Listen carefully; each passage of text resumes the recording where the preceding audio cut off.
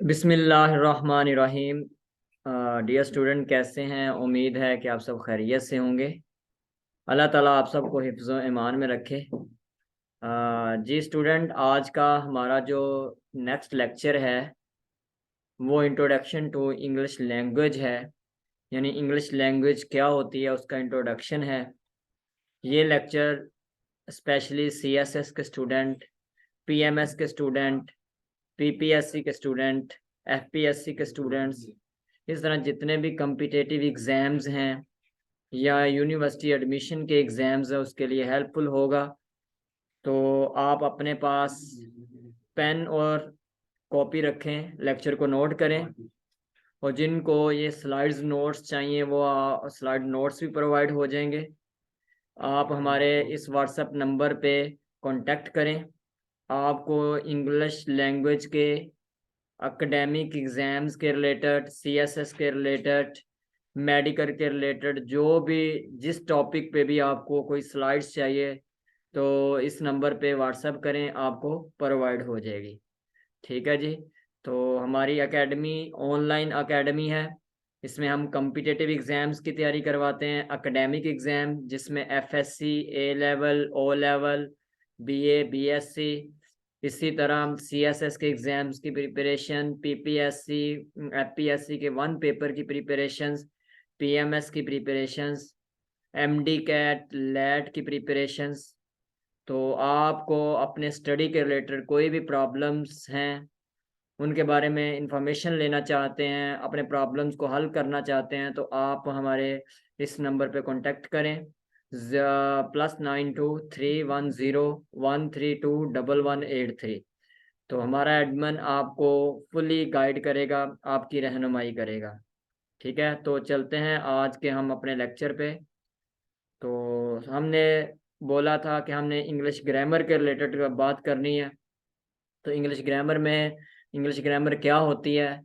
Grammar refers to the way words are used, यानी ये वो एक वे है, किस वे में हम वर्ड्स को यूज़ करेंगे, वर्ड्स को क्लासीफाई करेंगे, एंड स्ट्रक्चर टुगेदर, यानी वर्ड को अरेंज करके एक सेंटेंस की स्ट्रक्चर कैसे बनाएंगे, ताकि हम कोहेरेंट रिटन कोई डॉक्यूमेंट लिख सकें या स्पोकन कम्युनिकेशन कर सकें।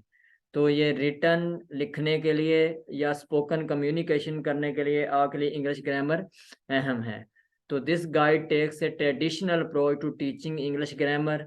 ये लेक्चर्स टीचर्स के लिए भी है जो इंग्लिश ग्रामर आगे सिखाना चाहते हैं, और स्टूडेंट्स के लिए भी है। ठीक है, तो इसमें हमने इंग्लिश ग्रामर को 3 फंडामेंटल एलिमेंट्स में ब्रेक कर दिया है। नंबर 1 है पार्ट्स ऑफ स्पीच है, इन्फ्लेक्शंस हैं और सिंटेक्स्ट है। यानी पूरी इंग्लिश ग्रामर ये 3 पार्ट में डिवाइड की गई है।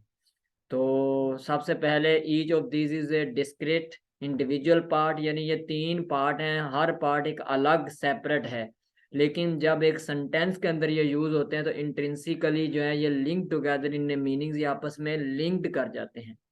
ठीक है, तो उसके बाद अगर हम देखें तो पार्ट्स ऑफ स्पीच पहला पार्ट है, उसका हम डिस्कस करेंगे। स्पीच क्या होती है? जो हम बात कर रहे होते हैं, जो एक जुमला हम बोल रहे होते हैं, एक्चुअली एक स्पीच होती है। तो स्पीच के डिफरेंट पार्ट्स होते हैं, आपने सुना होगा नाउन्स, प्रोनाउंस, एडजेक्टिव्स वगैरह। तो the parts of speech are categorised to which different words are assigned based on their meanings, structures and function in the sentence. इन सेंटेंस में उसका फंक्शन क्या होगा, कहाँ इस्तेमाल होगा।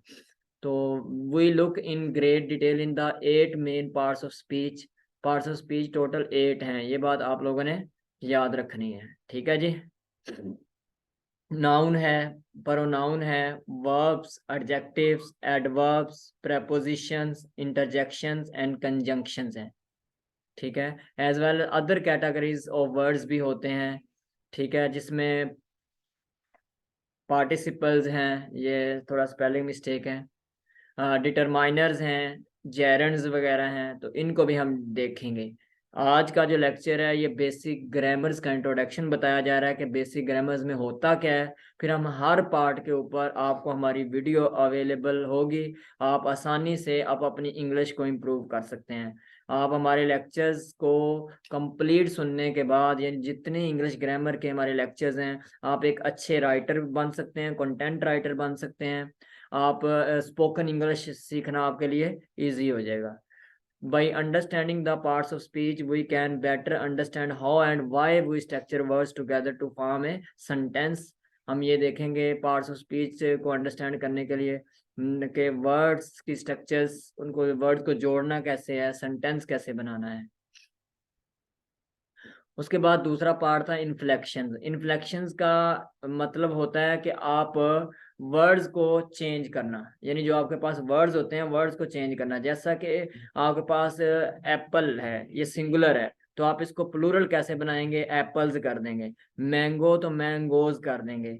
ठीक है, मतलब क्या है, वर्ड्स की तब्दीली करना अकॉर्डिंग टू देयर यूज, यानी उनको इस्तेमाल कहाँ करना है उसके लिहाज से आप वर्ड्स की चेंजिंग करते हैं। ठीक है, इसकी दो मेन टाइप्स होती हैं, एक कॉन्जुगेशन और डिक्लेंशंस होती हैं। कॉन्जुगेशंस क्या है, इसमें वर्ब्स को तब्दील करते हैं। आपको पता है फर्स्ट फॉर्म होती है, सेकंड फॉर्म होती है, थर्ड फॉर्म होती है, आईएनजी वाली फॉर्म होती है, इस तरह एस या ईएस वाली फॉर्म होती है। यानी वर्ब की फर्स्ट फॉर्म के साथ एस या ईएस कैसे लगाना है, किसके साथ एस लगाना है, किसके साथ ईएस लगाना है, जब आप प्रेजेंट इंडेफिनिट टेंस यूज कर रहे होते हैं। इसी तरह आप पास्ट इंडेफिनिट इस्तेमाल कर रहे हैं तो सेकंड फॉर्म यूज करते हैं। इस तरह परफेक्ट टेंस यूज कर रहे हैं तो उसमें थर्ड फॉर्म यूज होती है। तो मतलब क्या है कि आपकी फॉर्म जो तब्दील करने का तरीका क्या है, वो कॉन्जुगेशन होता है। इसमें हम फॉर्म्स बनाने का तरीका सीखते हैं। इस तरह डिक्लेंशंस में क्या होता है, फॉर्म वर्ब के अलावा नाउन्स हैं, नाउन्स को तब्दील करना, सिंगुलर को प्लूरल कैसे बनाना है। प्रोनाउंस हैं तो प्रोनाउंस को तब्दील करना, जैसे अगर सब्जेक्टिव प्रोनाउन है उसको ऑब्जेक्टिव प्रोनाउन कैसे बनाना है, पोजेसिव प्रोनाउन कैसे बनाना है। इस तरह एडजेक्टिव्स हैं, एडजेक्टिव्स में डिग्रीज बनाते हैं, first degree, second degree, third degree.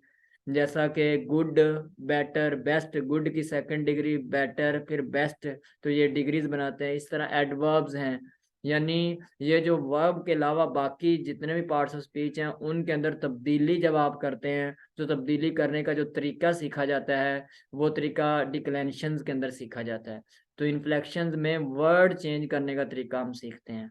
ठीक है जी, तो नेक्स्ट देखें तो हमारे पास सिंटेक्स्ट है।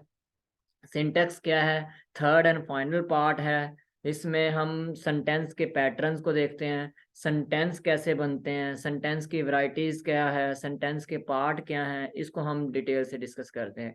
यानी सेंटेंस में देखते हैं सब्जेक्ट कहाँ आएगा, प्रेडिकेट कहाँ आएगा, हेल्पिंग वर्ब कहाँ यूज होगा, प्रेपोजिशन कहाँ यूज होगी, एडवर्ब कहाँ यूज होगा, मीन्स के एक सेंटेंस की तरतीब क्या है, सेंटेंस का पैटर्न क्या है, ये आप सिंटेक्स्ट के अंदर यूज करेंगे।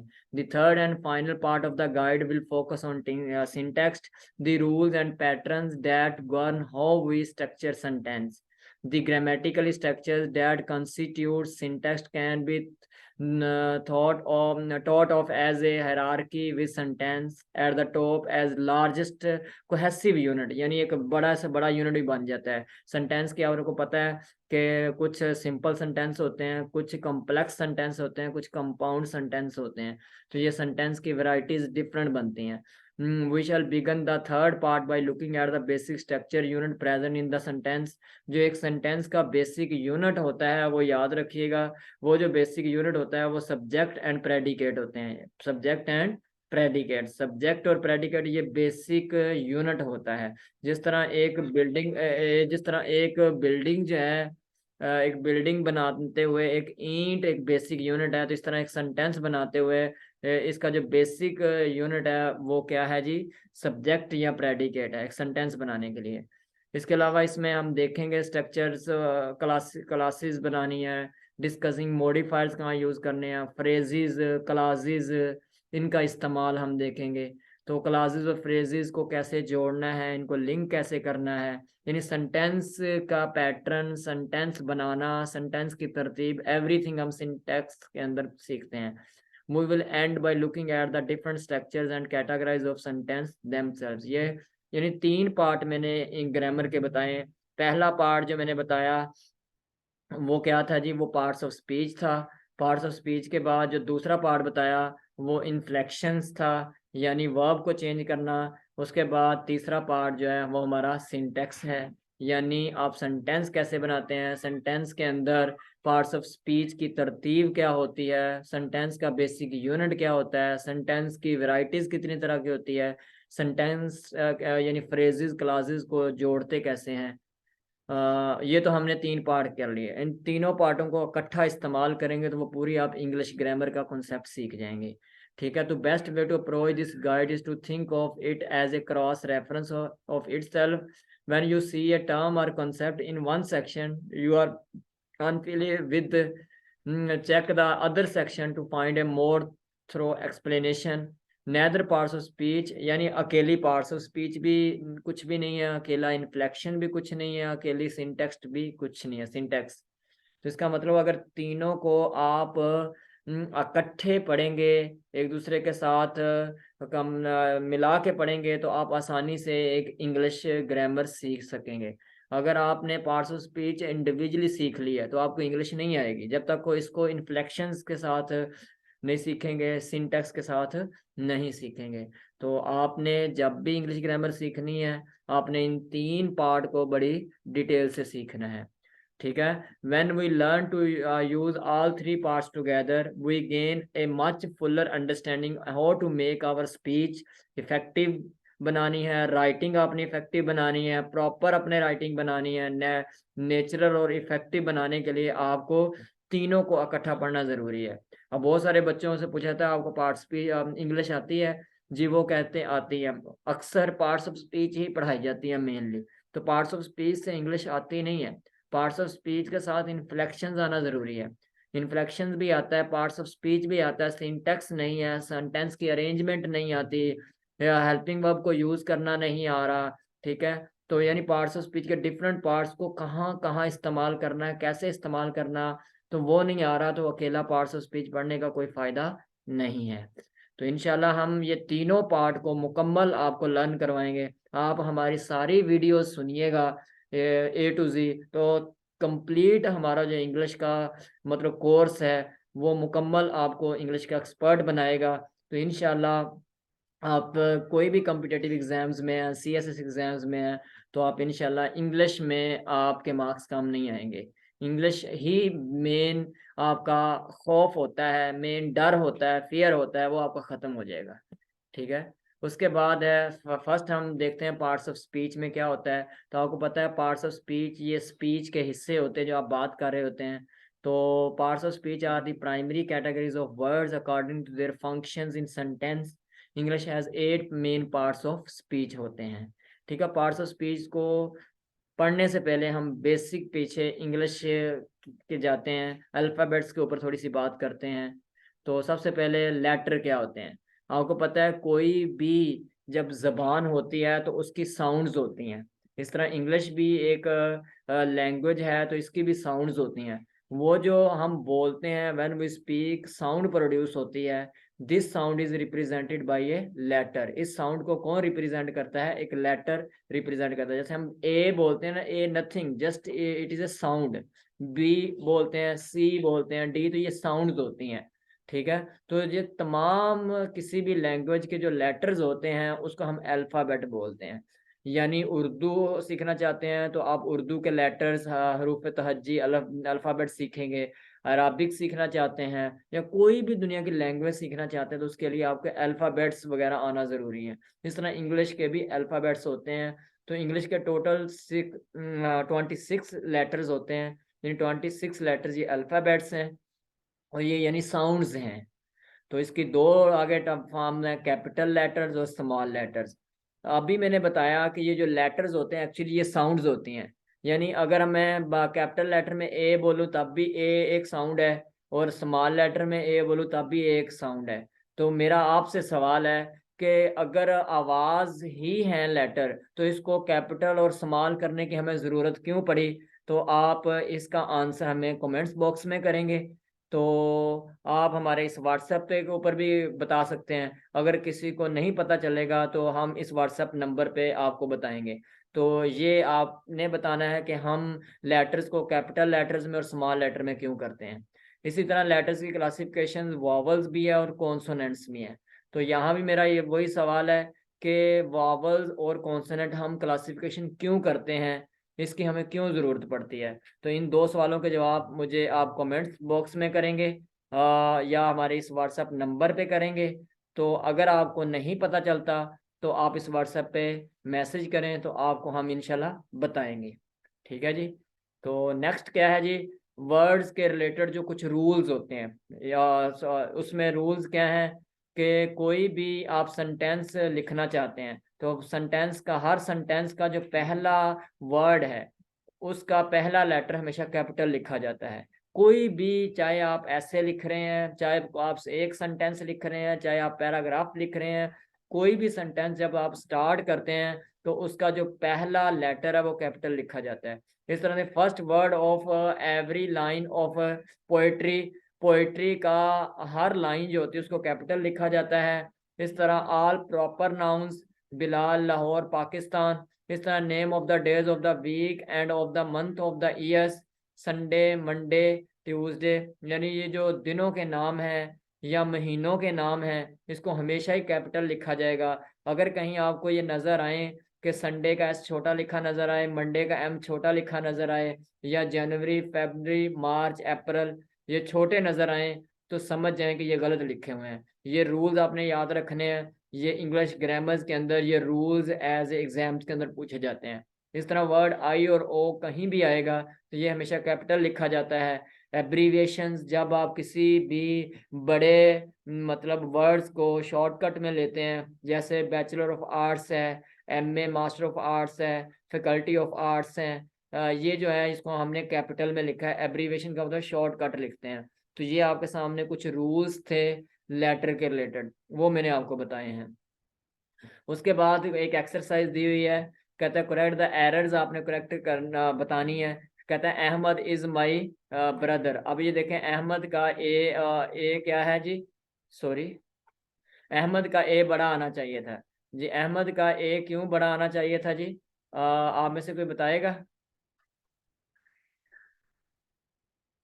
जी? 1 मिनट बेटा जी, 1 मिनट 1 मिनट। हाँ, ये क्योंकि ये दो चीज़ें हैं यहाँ। ये जो ए में सर्कल कर रहा हूँ आपके सामने, ये मैंने ए सर्कल कर दिया, ठीक हो गया। जब मैंने ये ए सर्कल कर दिया, ये ए बड़ा क्यों आना है? ये दो वजह है यहाँ। एक तो वजह है ये सेंटेंस स्टार्ट हो रहा है इसलिए ये बड़ा आना चाहिए था। दूसरा, अहमद एक प्रॉपर नाउन है तो ए बड़ा आना चाहिए था।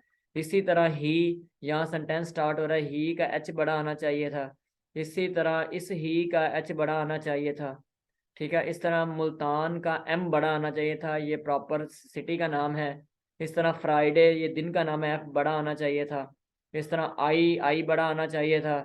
लाहौर जू, लाहौर का एल और जू जेड जी बड़ा आना चाहिए था। अप्रैल ये मंथ का नाम है तो ए बड़ा आना चाहिए था। इस तरह व्हेन सेंटेंस नया स्टार्ट हो रहा है तो डब्ल्यू बड़ा आना चाहिए था। अब बी ए एब्रीवेशन हैं तो ये एब्रीवेशन बड़ा आना चाहिए था। ये मैंने एक एक्सरसाइज दी है। इसी तरह ये नीचे बी है, आपको पता है कि पोइट्री ये लिखी हुई है, पोइट्री की हर लाइन कैपिटल से स्टार्ट होती है। तो ये आपने सॉल्व करके मुझे कमेंट्स करनी है, ठीक है जी। इस तरह there are 3 letters which have meaning. सिर्फ 3 ऐसे लेटर्स हैं, लेटर्स का मेन मकसद आवाज देना होता है, साउंड होता है, लेकिन हमारे पास 3 लेटर्स ऐसे हैं कि उनकी आवाज भी होती है लेकिन उनका मीनिंग भी होता है। लेकिन इन 3 के अलावा किसी भी लेटर का कोई मीनिंग नहीं होता। यानी ए का मीनिंग होता है वन, एक, ओ का मीनिंग होता है ए, आई का मीनिंग होता है मैं। इन 3 के अलावा किसी भी लेटर का कोई मतलब नहीं होता। बी, बी एक साउंड है, सी एक साउंड है, डी एक साउंड है, एफ एक साउंड है। यानी ये जो साउंड्स हैं इनका कोई भी मतलब क्या है, मीनिंग नहीं होता। ये बात आपने याद रखनी है। उसके बाद है वर्ड्स क्या हैं, जब आपके लेटर्स कंबाइन कर लेंगे तो वो क्या बन जाएगा, वर्ड। लेकिन यहाँ मैंने मीनिंगफुल का वर्ड इस्तेमाल किया है। किसका इस्तेमाल किया है?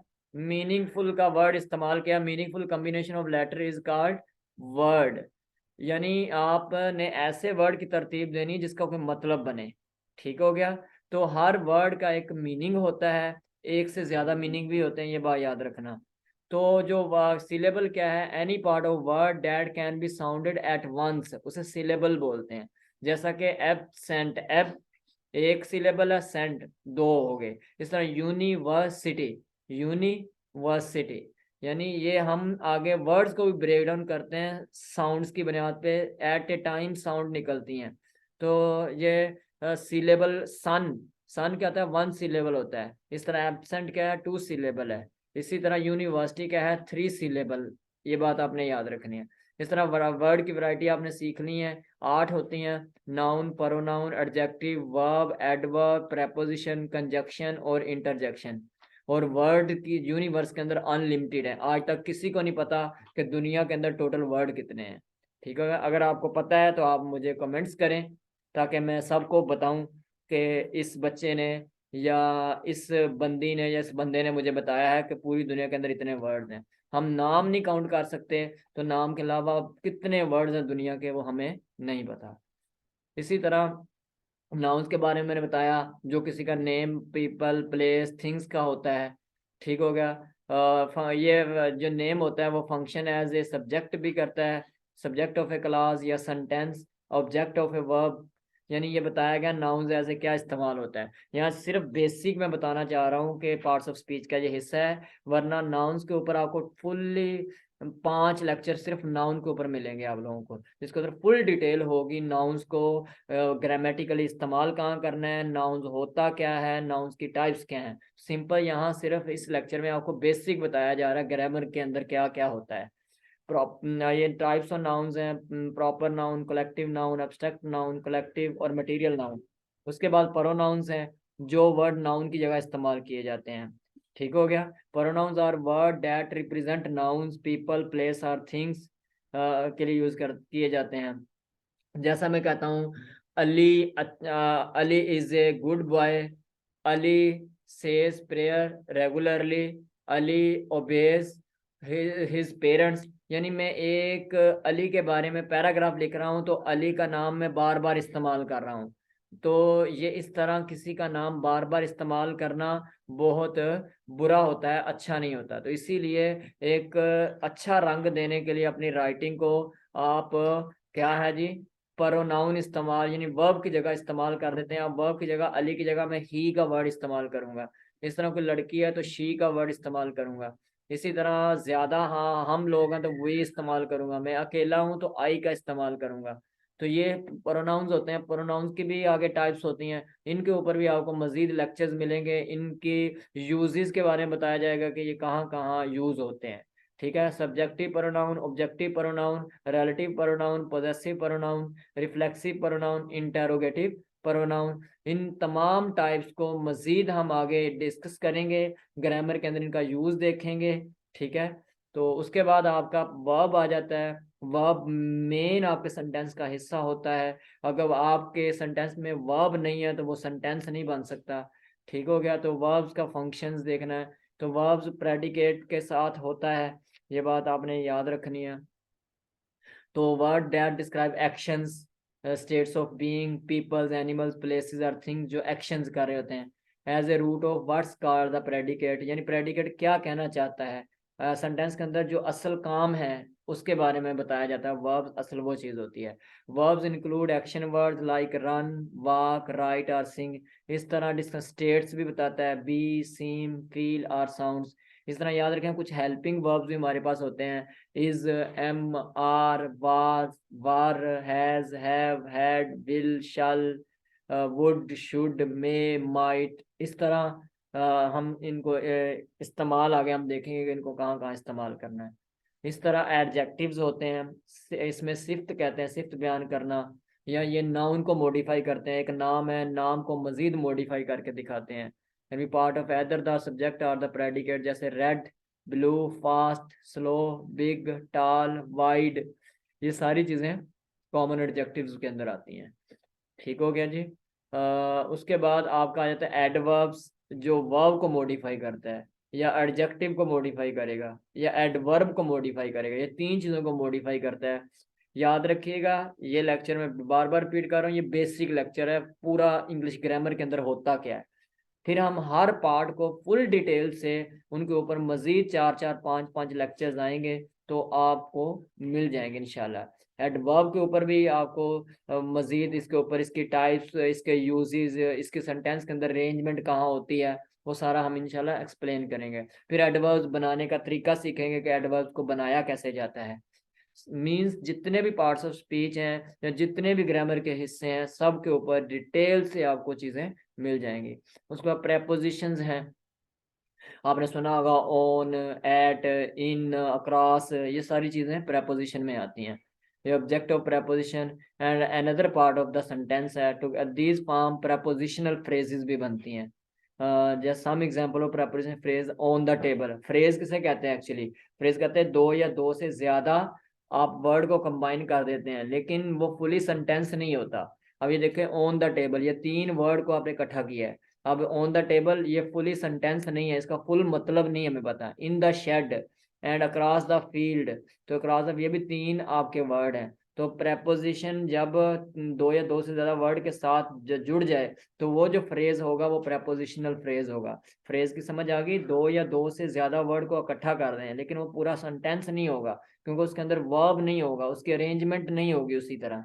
ठीक है, तो ये आपका फ्रेज होगा। अगर उस फ्रेज के साथ कोई प्रेपोजिशन आ जाएगी तो वो प्रेपोजिशनल फ्रेज बन जाएगा।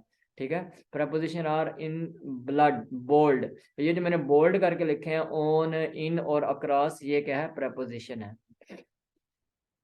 अब उसके बाद कंजंक्शंस हैं। कंजंक्शन का मतलब क्या होता है? कि जोड़ना, यानी ये क्या करता है? एक वर्ड को दूसरे वर्ड के साथ जोड़ता है। जैसे अली एंड मुजम्मिल, तो एंड ने अली और मुजम्मिल को जोड़ दिया। इस तरह फ्रेजेस, आप 2 या 2 से ज्यादा फ्रेजेस को जोड़ते हो, क्लासेस को जोड़ते हो, एक स्पेसिफिक काइंड ऑफ रिलेशनशिप बनाते हो। ठीक है, तो जैसा कि हम एंड है, but, or, nor, for, so and yet, ये आपके कोऑर्डिनेटिंग कंजंक्शंस हैं। ये सेंटेंस के अंदर यूज होती हैं वर्ड्स को जोड़ने के लिए, फ्रेजेस को जोड़ने के लिए, क्लासेस को जोड़ने के लिए। ठीक है, उसके बाद इंटरजेक्शंस हैं। इंटरजेक्ट ग्रामेटिकली ये इंडिपेंडेंट होते हैं। इंटरजेक्शन याद रखना, जितने पीछे हमने 7 जो पढ़े हैं ना, वो एक दूसरे के साथ डिपेंड करते हैं। नाउन प्रोनाउन के साथ डिपेंड करता है, इसी तरह नाउन एडजेक्टिव के साथ डिपेंड करता है, इसी तरह एडवर्ब वर्ब के साथ एक दूसरे का लिंक्ड करते हैं। लेकिन इंटरजेक्शन जो है ये किसी के साथ लिंक्ड नहीं करता होता। ठीक है, ये इंडिपेंडेंट ये वर्ड्स होते हैं। ये जैसा कि आप खुशी में, गमी में, जज्बात में आके जो वर्ड बोलते हैं, जैसे oh what a beautiful house, oho this looks bad, well it's time to say good night, actually it's not my dog, hooray we won the match, it's now wow that is beautiful dress indeed, oh my god that was unexpected. Means हमने word इस्तेमाल किया, ओह well, हो, वो, oh my God, ये जो words हमने इस्तेमाल किए हैं ये इंटरजेक्शंस वर्ड हैं। इसमें एक्सक्लेमेटरी साइन लगता है, ये वाला जो साइन है ये एक्सक्लेमेटरी साइन हमने यहाँ इस्तेमाल किया है, तो ये इंटरजेक्शंस हैं। और याद रखना ये ग्रामेटिकली इंडिपेंडेंट होता है, यानी दूसरे पार्ट्स ऑफ स्पीच का कोई लिंक नहीं होता। तो ये हमारा आज का लेक्चर बेसिक सारा ग्रामर्स के ऊपर आपके पास आ गया है। आप इस सारे लेक्चर्स को सुना, आपको अच्छा लगा, कमेंट्स करें। अगर आप हमारे चैनल पे न्यू हैं तो हमारे चैनल को सब्सक्राइब करें ताकि आप तक हमारी हर आने वाली वीडियो मिलती रहे। बेल आइकन को भी दबा दें। और इस तरह आप चाहते हैं कि आपके दोस्त, आपके इर्द गिर्द जितने भी लोग हैं वो इंग्लिश सीखें, इंग्लिश सीख कर लोगों की रहनुमाई करें। अब बहुत सारे लोग कहते हैं हमें इंग्लिश क्यों सीखनी है। याद रखिएगा, हम इंटरनेशनल लोगों को अगर हम अपना बात बात समझाना चाहते हैं, उसको गाइड करना चाहते हैं, हम अपने मज़हब के बारे में उन तक अपनी बात पहुंचाना चाहते हैं, ठीक है, तो वो इंग्लिश के अलावा किसी और लैंग्वेज में आपको समझ नहीं सकेंगे। तो एक इस्लाम एक अमन का नाम है और इस्लाम समझाता है, इस्लाम के अंदर समझाने की हर तरह की रहनुमाई मौजूद है। तो आप भी इस लिहाज से इंग्लिश को सीखें कि आप एक अच्छे इंग्लिश सीख कर, एक अच्छे इस्लाम को सीख कर आप इंग्लिश में अपना पैगाम, अपना मैसेज सिखा सकते हैं दूसरों को। एक्चुअली जिस तरह हमें दूसरे मज़हबों के बारे में इंफॉर्मेशन नहीं होती, इस तरह उनको भी नहीं होती।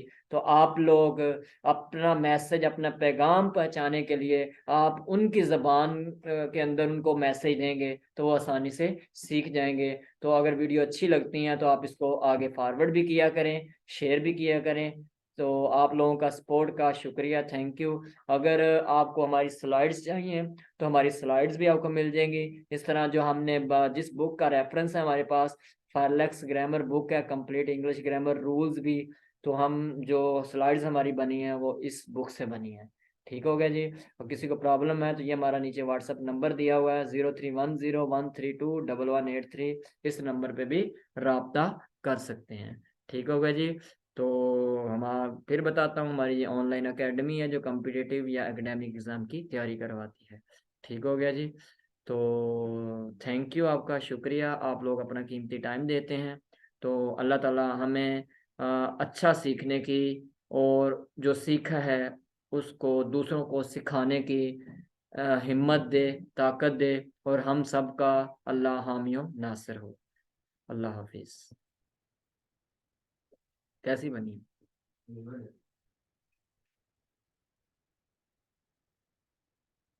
हाँ, बच्चा लाएगा तो उसमें फर्जी पे जाना।